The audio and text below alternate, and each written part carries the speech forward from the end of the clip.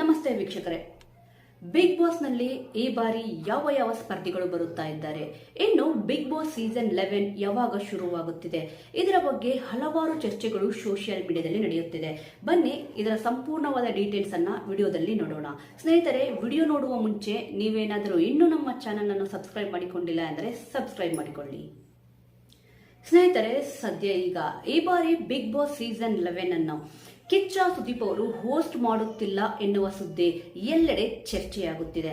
ಆದರೆ ಈ ಬಾರಿಯ ಬಿಗ್ ಬಾಸ್ ಸೀಸನ್ 11 ಅನ್ನು ಕಿಚ್ಚ ಸುದೀಪ್ ಅವರು ನಡೆಸಿಕೊಡುತ್ತಿದ್ದಾರೆ. ಕಳೆದ 10 ಸೀಸನ್ ಕೂಡ ಕಿಚ್ಚ ಸುದೀಪ್ ಅವರೇ ನಡೆಸಿಕೊಟ್ಟಿದ್ದಾರೆ. ಇನ್ನು ಬಹಳ ಅದ್ಭುತವಾದ TRP ಕೂಡ ಕಳೆದ ಬಾರಿ ಬಿಗ್ ಬಾಸ್ ಸೀಸನ್ 10ಗೆ ಸಿಕ್ಕಿದೆ. ಈ ಬಾರಿ ನಿರೂಪಣೆಯಲ್ಲಿ ಯಾವ ಒಂದು ಬದಲಾವಣೆಯೂ ಕೂಡ ಮಾಡಿಲ್ಲ.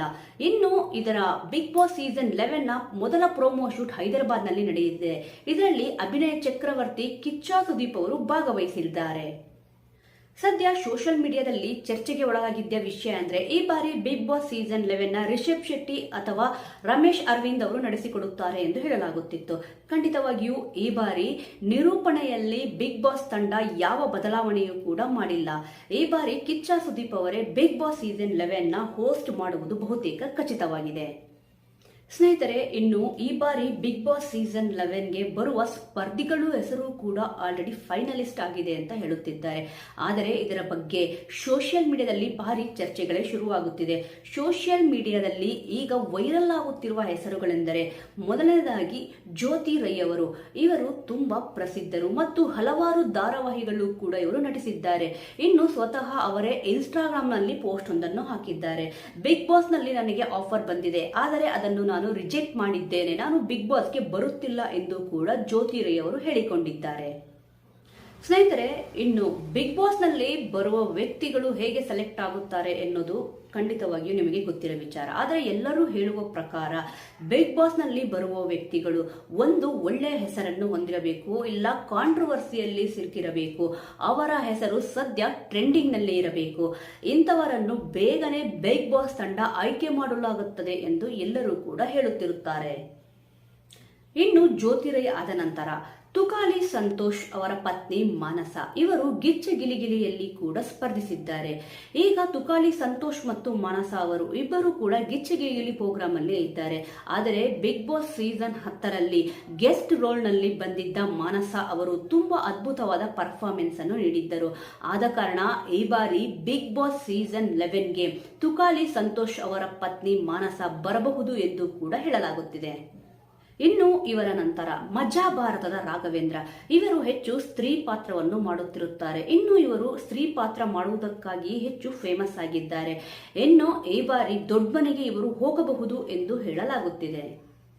ಈ ಸ್ಪರ್ಧಿಗಳ ನಂತರ ಹೆಚ್ಚು ಹೆಸರು ಕೇಳಿ ಬರುತ್ತಿರುವ ಹೆಸರು ಎಂದರೆ ಕಳೆದ ಬಾರಿ ಬಿಗ್ ಬಾಸ್ ಸೀಸನ್ 10 ಶುರುವಾಗುವ ಮುಂಚೆ ವರುಣ್ ಆರಾಧ್ಯ ಮತ್ತು ವರ್ಷಾ ಕಾವೇರಿ ಲವ್ ಬ್ರೇಕಪ್ ಮಾಡಿಕೊಂಡಿದ್ದರು. ಇನ್ನು ಬಿಗ್ ಬಾಸ್ ಸೀಸನ್ 10ಕ್ಕೆ ಹೋಗುವುದಕ್ಕಾಗಿಯೇ ಈ ಇಬ್ಬರು ಲವ್ ಬ್ರೇಕಪ್ ನಾಟಕ ಆಡುತ್ತಿದ್ದಾರೆ ಎಂದು ಕೂಡ ಕೆಲವು ಕಡೆ ಹೇಳಲಾಗಿತ್ತು.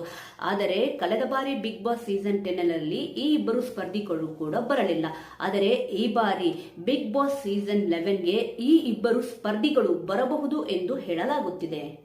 ಇನ್ನು ಇವರುಗಳ ನಂತರ ಹೆಸರು ಕೇಳಿ ಬರುತ್ತಿರುವುದು ಎಂದರೆ ನಟ ತ್ರಿವಿಕ್ರಮ್ ಮತ್ತು ಸುನಿಲ್ ರಾವ್, ಭವ್ಯ ಗೌಡ, ಮೋಕ್ಷಿತಾ ಪೈ, ರೀಲ್ಸ್ ರೇಷ್ಮಾ ಹೀಗೆ ಹೆಸರುಗಳೆಲ್ಲ ಕೇಳಿ ಬರುತ್ತಿದೆ. ಇನ್ನು ಕಾಂತಾರ ಬೆಡಗಿ, ಸಪ್ತಮಿ ಗೌಡ ಅವರು ಬರಬಹುದು ಎಂದು ಕೂಡ ಹೇಳಲಾಗುತ್ತಿದೆ.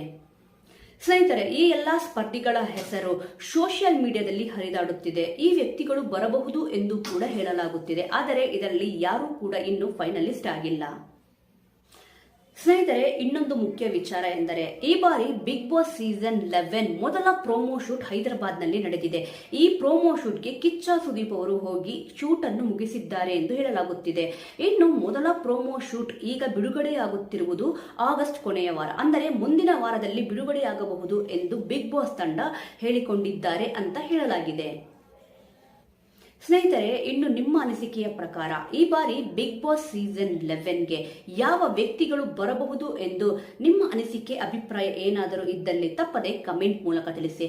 ಇನ್ನು ಇದೇ ರೀತಿಯ ಬಿಗ್ ಬಾಸ್ ಅಪ್ಡೇಟ್ಗಳನ್ನು ತಿಳಿದುಕೊಳ್ಳಲು ತಪ್ಪದೆ ನಮ್ಮ ಚಾನೆಲ್ ಅನ್ನು ಸಬ್ಸ್ಕ್ರೈಬ್ ಮಾಡಿಕೊಳ್ಳಿ. ಮುಂದಿನ ವಿಡಿಯೋದೊಂದಿಗೆ ಮತ್ತೆ ಸಿಗೋಣ. ಜೈ ಹಿಂದ್, ಜೈ ಕರ್ನಾಟಕ.